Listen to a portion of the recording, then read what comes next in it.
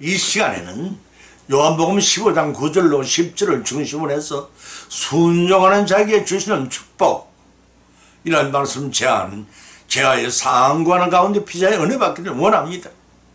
성경은 이사야 선지자의 입을 통해 기름진 제사보다 순종하는 편이 더 낫다고 하나님의 말씀을 대언하여 교훈하고 있습니다.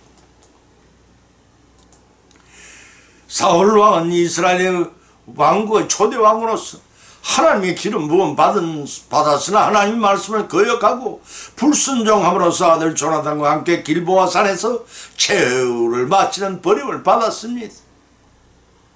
그러나 다윗은 범사에 하나님께 순종함으로 정직한 자라 하나님의 칭찬을 받았고 또 예수님이 그 혈통을 따라 태어난 축복도 받았습니다. 어떤 흑인 설교자가 순종이라는 제목으로 설교를 하면서 이런 말을 했습니다. 만일 주님께서 성경을 통해 내가 돌담을 뛰어넘어 가야 한다고 말씀하신다면 나는 그대로 순종할 것입니다. 그때 뛰는 것은 내가 할 일이고 넘게 해주시는 일은 하나님께 속한 일이기 때문입니다 라고 했습니다. 출애굽 1세대를 이끌고 모세는 하나님으로부터 홍해를 건너라는 명령을 받았을 때 그의 의무는 순종이었고 하나님의 약속은 이스라엘 백성을 구원하여 내는 일이었습니다. 출애굽 2세대를 이끌고 여호수아는 요단강을 건너라는 명령을 받았을 때 그의 의무는 순종이었고 순종을 이행할 때 이스라엘 백성들을 무사하게 요단강을 건너게 하는 하나님의 은총을 받았습니다. 인생은 태어날 때부터 하나님과 사탄 중에 어느 쪽을 택하든 양자택일하에 순종할 수밖에 없는 존재로 태어났습니다. 로마서 6장 16절에서 사도 바울은 밝히기를 너희 자신을 종으로 들여 누구에게든지 순종하든지 그 순종함을 받는 자의 종이 되는 줄 너희가 알지 못하느냐. 혹은 죄의 종으로 사망에 이르고 혹은 순종의 종으로 의에 이르느냐고 밝혔습니다. 누구에게 순종하든지 그 순종을 받는 종이 되는 줄 너희가 알지 못하느냐. 혹은 죄의 종으로 사망에 이르고 혹은 순종의 종으로 의에 이르니라고 하였습니다. 오늘의 본문 말씀은 순종하는 자에 대한 하나님의 약속에 관해 조명해 보고자 합니다. 첫 번째는 순종하는 자에 대한 하나님의 축복은 죄악의 두려움이 없이 평안하게 산다는 것입니다. 두 번째, 순종하는 자에 대한 하나님의 약속은 땅의 아름다운 소자를 먹게 하시고, 세 번째는 순종하는 자에 대한 하나님의 약속은 그리스도 안에 거하게 하시다는 것입니다. 이런 말씀을 본문으로 삼고 상고하는 가운데 피차에 성령님의 감동, 감화, 역사하심의 은혜를 받고 실생활 가운데 실천하고 적용하심으로써 하나님의 예비하신 복을 받고 누리시기를 예수님 이름으로 간절히 축원드립니다. 첫 번째는 재앙의 두려움이 없이 평안하게 하신다고 했습니다. 잠언서 1장 32절로 33절을 찾아보면 기록하기를 어리석은 자의 퇴보는 자기를 죽이면 미련한 자의 안일은 자기를 멸망시키려니와 오직 나를 듣는 자는 안전히 살며 죄악의 두려움이 없이 평안하리라고 하셨습니다. 새벽차로 초행길의 타간 땅을 밟을 때처럼 우리의 인생길도 내리란 미지의 세계를 향해 갈 때에 언제나 어느 때 어디서 무슨 일이 날지 몰라서 불안하게 합니다. 건축 중인 고층 건물 아래를 지날 때 어떤 재앙이 발생할지를 몰라서 불안해하고 두려워한 것처럼 말입니다. 본문 32절에서 어리석은 자의 대보는 자기를 죽이며라고 했습니다. 여기서의 대보란 히브리 메슈바라는 말인데 도라스타라는 뜻입니다. 슈브라는 말에서 파생된 것으로서 반역이나 거부를 의미합니다. 따라서 하나님의 교훈하신 훈계와 지혜를 거부하는 어리석은 자의 행위는 결국 자신의 생명을 잃는 비극으로 나타납니다. 또 중반절에서 미련한 자의 안일은 안일은 자기를 명망시키려니 뭐라고 했으면 여기서 미련한 자는 게으르고 태만한 삶을 사는 자요. 그러한 자들은 항상 불안하고 두려워합니다. 때문에 하나님의 교훈과 그들의 잘못된 행동에 대한 경고이기 합니다. 다시 말해서 하나님의 교훈과 그들의 잘못된 삶을 알면서도 그것에 전혀 개의치 않고 살아갑니다. 그 미련한 결과는 파멸을 버립니다. 그러므로 이들에게 멸망이 예고되는 것은 이상한 일이 아닙니다. 예수님께서는 어리석은 부자의 비유, 누가복음 12장 16절 21절 글진 비유를 통해서 회개치 않는 성읍에 저주를 하셨습니다. 육체는 노력을 게을리하지 않는 성읍에서 저주를 선포하셨으며 얼마나 폐역한 행위인지를 또한 밝히 교훈해주고 있습니다. 마태복음 11장 20절 24절에 왔습니다. 그것은 죄악의 두려움에 떠난 나날이 불안한 삶을 가리킵니다. 본문 33절에서도 오직 나를 듣는 자는 평안을 하자고 하였습니다. 이 말씀은 죄를 일방적으로 무시하는 미련하고 악한 자들과는 달리 하나님의 법과 교훈에 순종하는 사람들이 장차 누리게 될 평강의 축복을 언급하신 것입니다. 이는 본문 32절과 내용상 좋은 대조를 이루고 있고 본서 전체를 통해 강조되고 있는 사상입니다. 잠언서 3장 32절과 8장 35절 36절 말씀입니다. 이를 통해 우리가 어리석고 폐역한 길을 피하고 형통함을 누리는 의인의 생활을 약속하기 위해서는 무엇보다도 먼저 겸손한 마음으로 하나님의 계명과 교훈에 순종해야 한다는 것입니다. 이러한 순종의 삶을 살 때 하나님께서는 재앙의 두려움이 없이 주님 안에서의 평안을 삶을 허락하고 누리게 하실 것입니다. 본문 33절의 평안 안연하다는 뜻도 이스라엘 백성들이 하나님이 택하신 서민으로서 약속의 땅에서 평화롭고 안정된 생활을 누리게 될 것이란 하나님의 약속을 연상시킵니다. 신명기 33장 12절 18절 말씀입니다. 이는 하나님의 말씀과 교훈에 순종하는 의인이 장차 하나님의 나라의 참된 평안과 축복을 누리며 살게 된다는 말씀입니다. 사랑하는 성도 여러분, 여러분은 어떠한 삶을 살고 계십니까?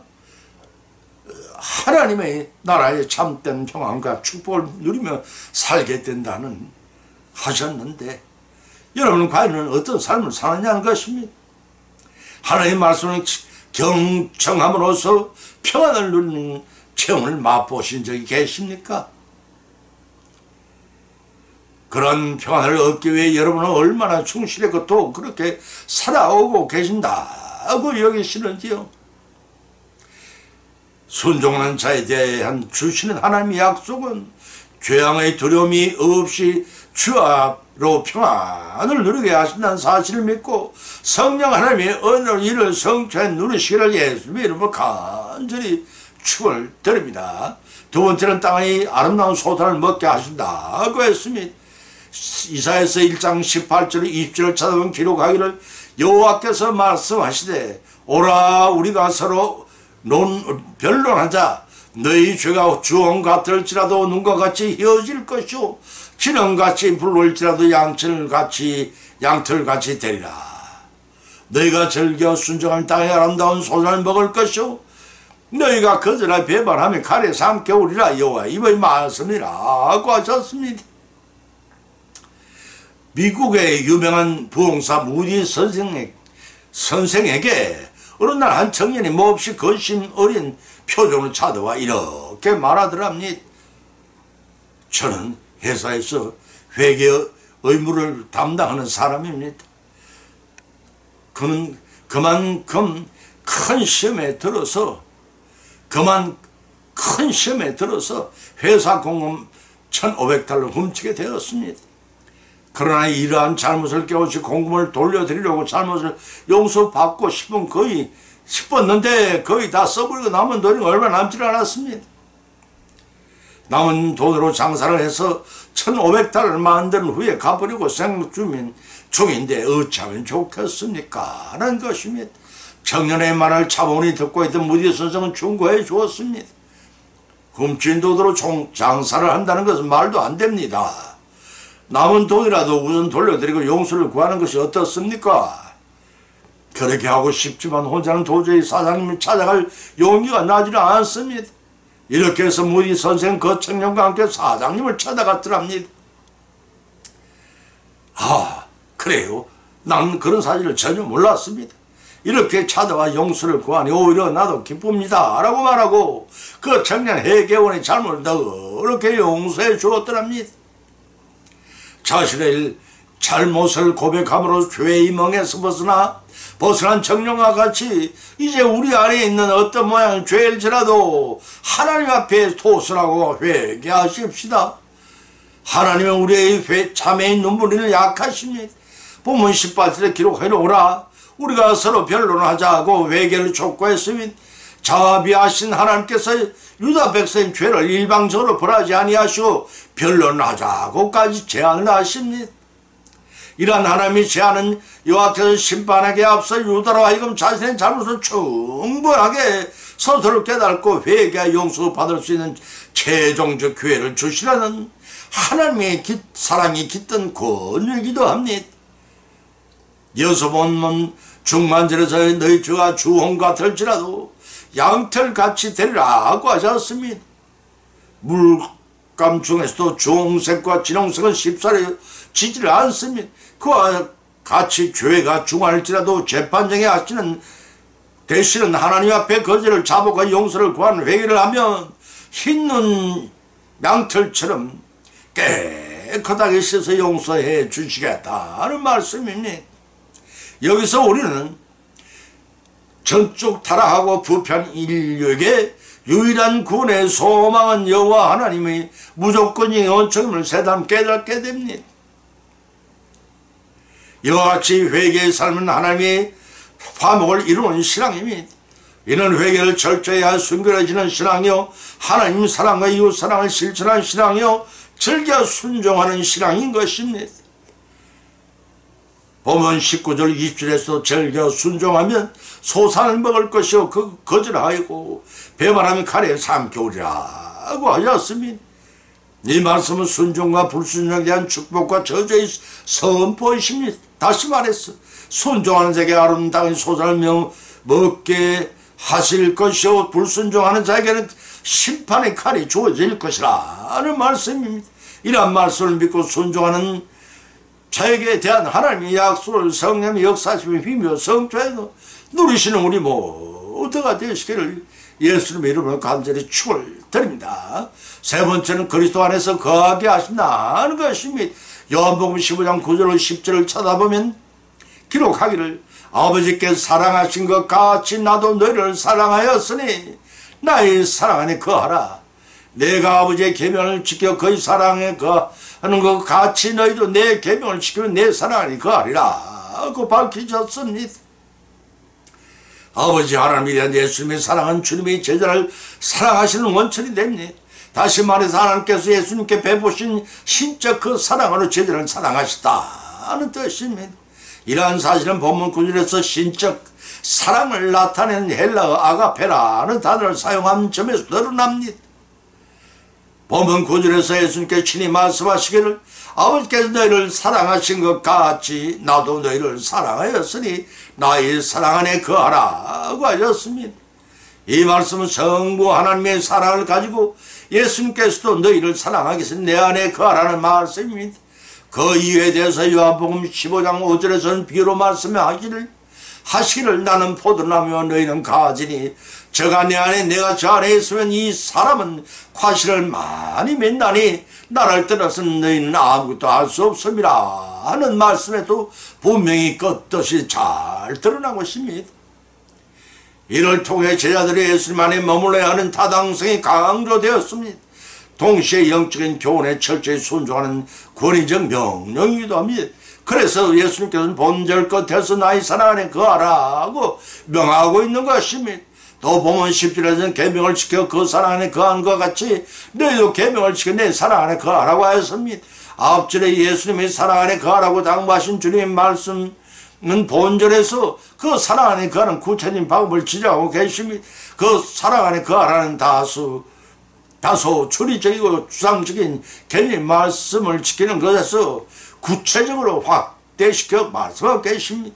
예수님께서는 자신이 이 땅에 성육신하셔서 인류 구속 사역을 성취하기 위해 살아오신 완전한 순종의 일성을 회고하시며 지금까지 그것을 지켜왔다는 것입니다. 그러므로 예수 그리스도께서는 이제 순종의 최후의 순종의 십자가인을 자원하여 지기 위해 요한복음 18장 8절의 말씀입니다. 나가신 이를 남겨놓으신 상태 자신의 과거를 요약하여 보여주었습니다. 그것은 제자들이 앞으로 추구해야 할 삶의 방향을 뚜렷하게 제시해 주는 것이라고 요한복음 14장 15절에 밝혀놓은 것입니다. 그것은 나의 사랑 안에 거하라는 말씀입니다. 이 말씀 바로 받아 실천하고 적용하는 순종하는 자에 대한 하나님의 약속, 꼭 그리스도 안에 거하게 하시겠다는 축복을 성취하는 혜택을 받으라는 것입니다. 이런 말씀을 받아 실천하고 적용함으로 순종하는 자에 대한 하나님의 약속, 곧 그리스도 안에서 거하게 하시겠다는 축복을 성취하는 은혜를 받으라는 것입니다. 따라서 주 안에 거하게 되면 포도나무, 가지가 나무든지 달리 있어야 필요한 모든 영양분을 섭취하여 풍성한 결실을 맺듯이 성도들도 영적인 열매를 풍성히 맺을 수 있다는 것입니다. 요한복음 15장 4절의 말씀입니다. 그러한 영적인 열매를 과실을 통해서만 하나님께 영광을 돌릴 수가 있습니다. 요한복음 15장 8절의 말씀입니다. 그러나 열매를 맺지 못하는 가지는 잘려지고 마침내 모아서 불에 태워지는 최후를 맞게 됩니다. 그와 같은 불행을 맞이하는 사람이 우리 가운데서는 한 사람도 나오지 말아야겠습니다. 하나님의 약속을 성취하여 누리도록 성령 하나님의 인도하심과 보살핌을 받으시오. 믿음으로 성령한 저와 여러분이 되시기를 예수님의 이름으로 간절히 축원을 드립니다. 결론을 맺습니다. 오늘의 본문 말씀 상고하는 가운데 세 가지 은혜를 받았고 또한 세 가지 교훈을 받은 줄 압니다. 첫 번째는 순종하는 자에게 주시는 하나님 복은 재앙의 두려움이 없이 평안하게 살게 하시다는 것입니다. 두 번째는 순종하는 자에게 주시는 하나님 복은 아름다운 땅의 소산을 먹게 하신다는 것입니다. 세 번째는 순종하는 자에게는 하나님의 복은 죄악의 풍파가 요동하지 않는 그리스도 안에 거하게 하시겠다는 것입니다. 이러한 교훈의 말씀을 받은 것으로 거치지 마십시다. 우리의 실생활 가운데 실천하고 적용하심으로써 예배하신 복을 받고 누리시는 저와 여러분의 영원한 삶을 이루어 가시기를 예수님 이름으로 간절히 축원을 드립니다. 찬송가 455장을 올리겠습니다.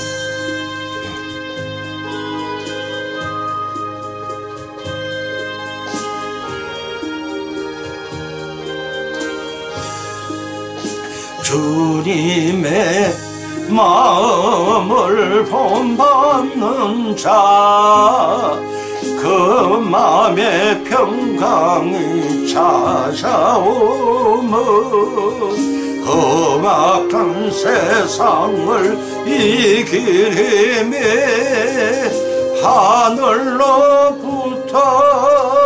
임함이로다. 주님의 마음 본받아 살면서 거룩하신 나도 이루리. 주님 모습 내 눈에 안 보이며 그 음성 내 귀에 안 들려도 내 영혼 날마다 주님 만나 신령한 말씀 늘 배우도다. 주님의 마음 본받아 살면서 거룩하신 나도 이루리.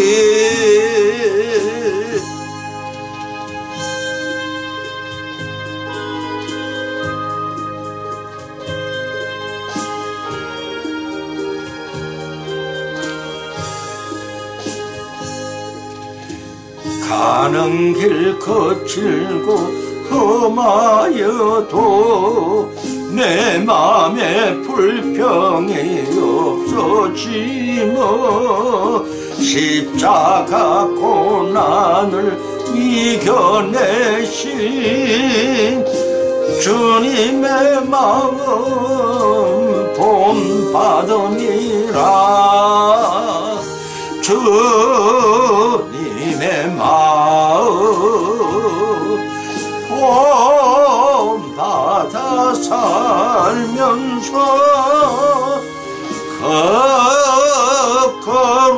거룩하신 나도